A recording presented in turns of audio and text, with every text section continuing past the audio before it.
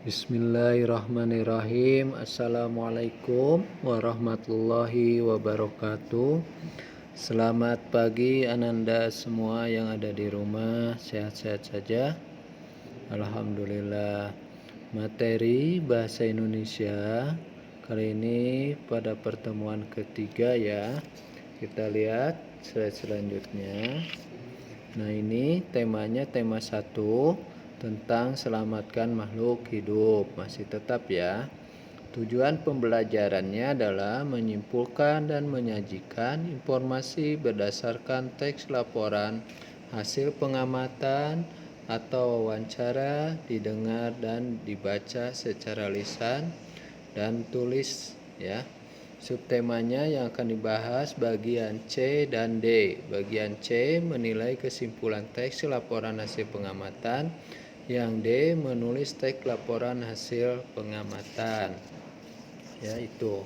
Kita bahas bagian C dulu, menilai kesimpulan teks laporan hasil pengamatan. Pada materi sebelumnya, kamu sudah belajar mengenai kesimpulan teks laporan hasil pengamatan.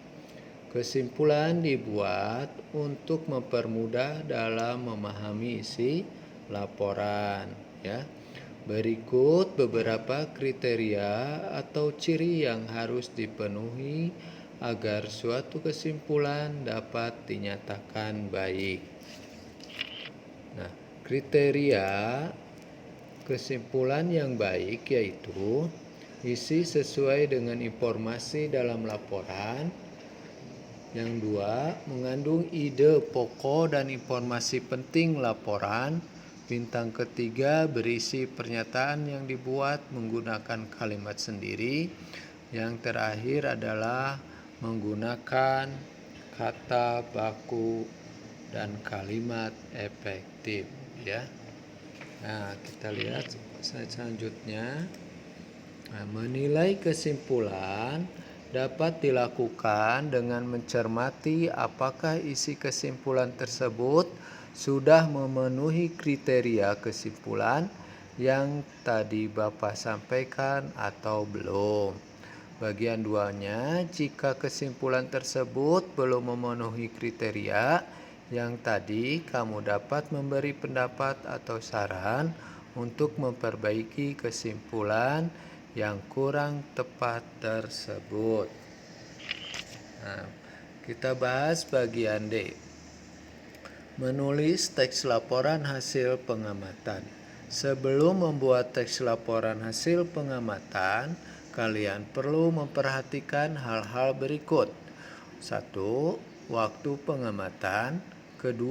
Tempat atau lokasi pengamatan. Yang ketiga, suasana di tempat yang diamati. Yang keempat, proses dari peristiwa atau objek yang diamati. Laporan harus dibuat sesuai dengan apa yang dilihat, bukan hasil pikiran atau hayalan. Kita lihat selanjutnya.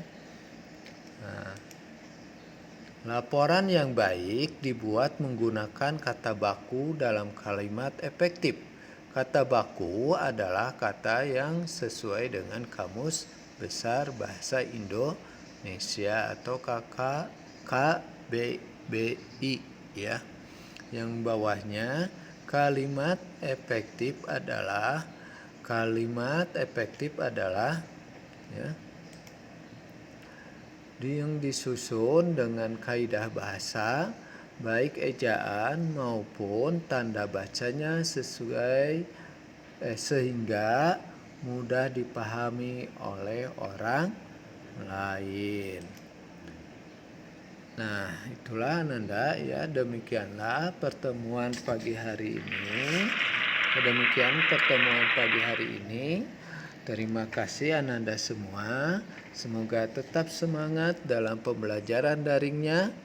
Bapak ucapkan wabillahi taufiq wal hidayah. Wassalamualaikum warahmatullahi wabarakatuh. Tugasnya ada di Google Form ya. Terima kasih, sehat-sehat semua yang ada di rumah ya.